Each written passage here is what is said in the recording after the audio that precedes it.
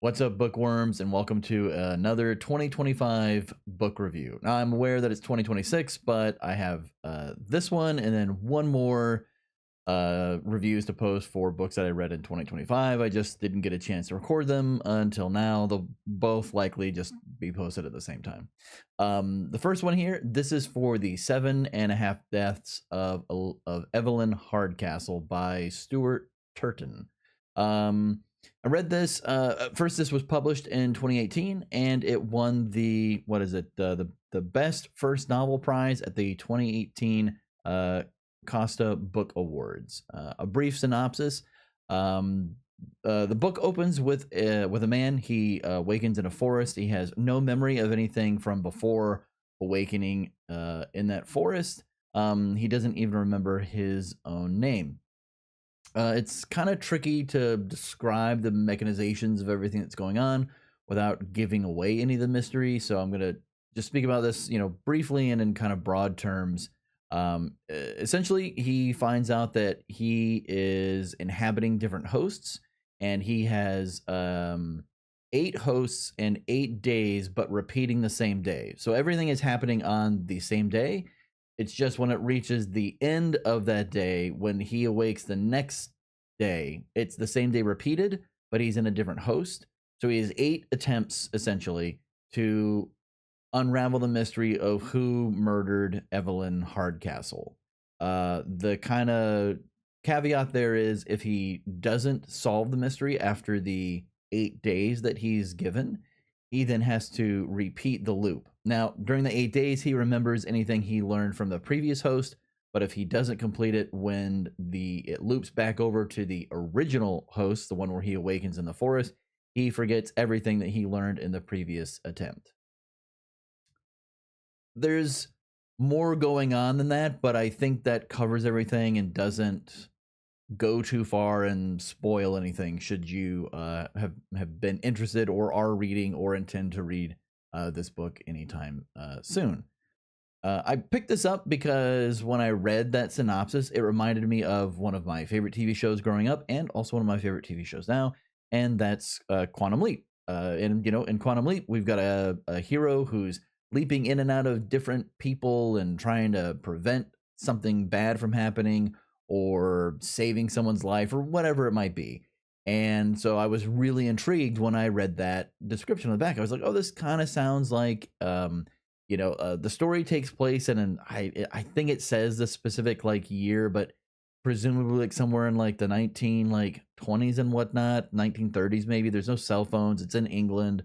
And so I'm like, it sounds kind of like, a Victorian-esque Quantum Leap. I'm like, that sounds pretty cool. I'll read that. And I would say for about 2/3, I really enjoyed the book. There is, there's the mystery of who murders Evelyn Hardcastle, but there's also the greater mystery of how is our hero here? How is he leaping in and out? Who's running who's running this system? And the revelation of that greater mystery is revealed roughly 2/3 into the book, and I didn't like it. It didn't do it for me. The book is excellently written. Stuart Turton does a great job. The characters are very interesting. They're all varied. His prose is excellent. The mystery itself, the way things are described, I mean, he paints a beautiful picture. There's no doubt that the book is well written. And just because I didn't like this particular twist of discovering this mystery doesn't mean that it's bad. It just means that I didn't like it. And that's something, I do like to hammer home here, is that just because someone else doesn't like something doesn't mean you won't. And this didn't work for me, but it might work for you. You might like it. It's not a poorly done twist. It's not a bad idea. I was like, when I read it, I just went like, oh, that's what's going on. So I kind of lost then interest of the greater mystery at hand. On top of that, the mystery of who murders Evelyn Hardcastle, I don't think it was that hard to figure out. That's not to say that it's easy, because I don't think it was easy. I think it's foreshadowed pretty heavily, to be honest, about what's going on, because I think that the greater mystery is supposed to be what's really intriguing you, and it does do that. Like, as I was reading it along, and I'm like, okay, I'm like, I think I know who the murderer is, I think I know kind of what's going on, and I was right about some things and I was wrong about others, admittedly. But the thing that really kept me going was this of like, I'm like, but how is all this happening? Like, who's controlling all this? What is making him go through these different hosts and then maybe ultimately like repeating it? And you also find out that he's repeated this loop hundreds of times at this point. And then when it was revealed, I was like, oh, that's what it is. I'm like, oh, okay. And in fairness, it's not an idea I'd heard before. So it's not like it's, just a redo of a trope. It's not like it was just Quantum Leap. I mean, it was an original idea. I just didn't particularly like that original idea. So because of that, I kind of lost that interest. But the way the story is written, the characters, and some smaller mysteries that were in there, those kept me going. Those kept me wanting to read. So again, it's not awful. It doesn't ruin everything. It just kind of, for me, it put a kind of damper on the last third of the book. And I just found myself, I'm like, let me just get through this. Let me just finish this up. I did look at some reviews after having read it. Some kind of reflected the things I didn't like, but I also looked at some that really liked it, that they enjoyed that particular twist, that reveal of the greater mystery at hand. So, to each their own, right? So, of course, at the end of a review, we come to the main question, and that's always, should you read the 7.5 deaths of Evelyn Hardcastle? I keep saying Evelyn. The 7.5 deaths of Evelyn Hardcastle.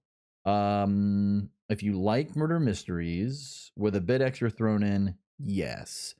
However, I don't think you should initially buy the book. I think you should borrow it from a friend, check it out from a library, and then if you end up liking it and liking the twist and everything, then buy a copy so you can support the author. But I don't know, like I don't have the copy at hand. I would show you, but this is a larger paperback. It's not a mass market paperback, so it's a little bit more on the expensive side. Maybe if you can find a secondhand copy, just because I don't think that twist delivers enough. And because of that, I don't think I can recommend paying full price for it. So borrow it, check it out, get a used copy, whatever it may be. And then if you do really like it, buy a copy to support Stuart Turton.